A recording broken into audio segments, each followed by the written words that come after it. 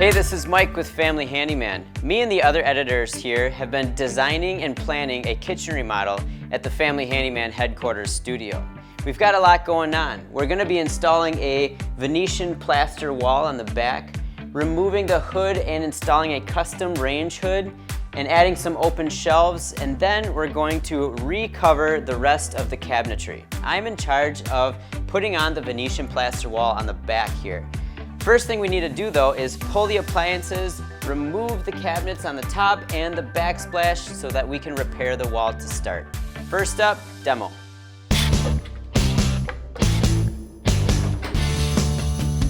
Before we pulled the cabinets right off the walls, I went ahead and removed the doors, making the cabinets a lot lighter and easier to handle as they came off the wall. Now, something I like to do, especially if you're going to be reinstalling these doors and cabinets, is while you're taking the doors off, make sure to make a mark to identify where the cabinets go. Now that I've got the cabinets done, I like to score all the paint marks where the two cabinets come together. It'll make patching a whole lot easier. Now, once you have the cabinets scored with the utility blade, they're ready to come down. And that's pretty easy. There's usually a screw or two inside the cabinet, either at the bottom or the top. And sometimes they hide them up here at the very top above the cabinet.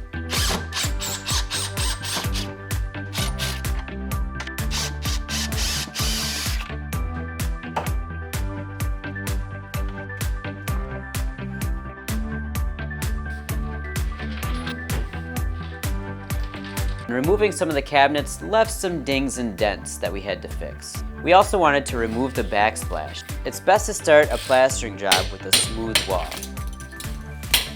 So as we've been removing this backsplash here from the wall, we're realizing we're doing more damage than probably is worth repairing. We're gonna have to spend lots of time patching up the paper that's been peeled and scraping off the residue from the tile. So we're gonna be better off cutting out the drywall and putting a new piece in. It'll go faster, it'll probably save money in the end, but that's what we're gonna go with.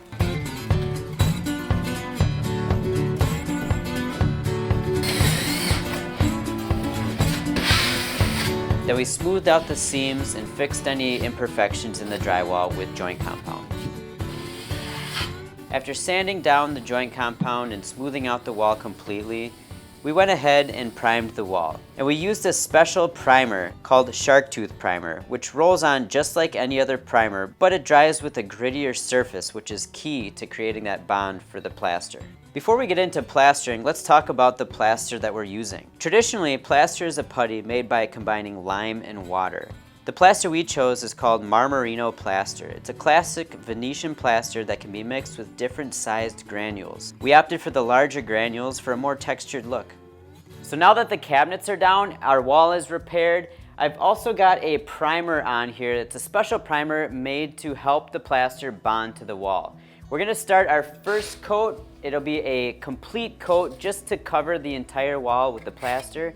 Then the next two coats we'll apply will really build up the texture. First coat of plaster gets a nice, even, and thin coat across the entire wall. I used a 3-inch taping knife to scoop the plaster out of the bucket and onto the trowel. Then starting from one end, I worked my way across the wall, applying the plaster in several different directions. Now in the end, you can apply this however you want it to look. If you want more texture, make smaller strokes with the plaster. If you want less texture, make larger, smoother strokes. Now I found a happy medium, making medium-sized strokes and short and long strokes. After the first coat, we waited 24 hours to let that coat dry completely. Then we started the second coat. The second coat is lighter than the first and is meant to smooth out the textures created by the first coat. I started on the opposite side of the wall and worked my way across. But for the second coat, I intentionally left some areas uncovered, letting the first coat show through in small patches. Keeping these patches of the first layer showing through to the second gave us an extra layer of depth and added texture to our wall. So we got our second coat on, we added a lot of texture. We're gonna let it set up a bit, and then we're gonna come back with the same trowel, and along the edge here, we're gonna rub it across the wall. It'll close the pores and add some sheen to it. It's gonna look really nice.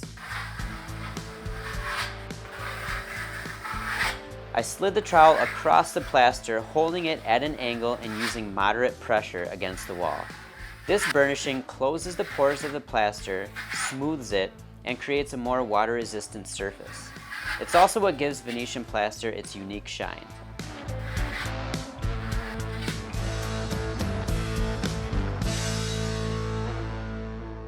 So we've let the last coat dry and cure for 48 hours. Now we're ready to apply some wax to it. That'll protect the whole surface, and that is the last step. The wax brightens up the wall, protects it from moisture, and makes it soft to the touch. I applied it to the wall with a sponge in a circular motion.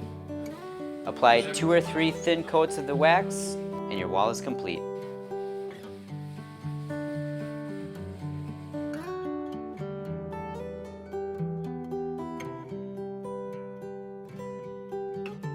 So the Venetian plaster wall is finished, and I think it looks amazing. I really love the dark color and the depth that the texture brings to the whole kitchen. Everything works really well in here.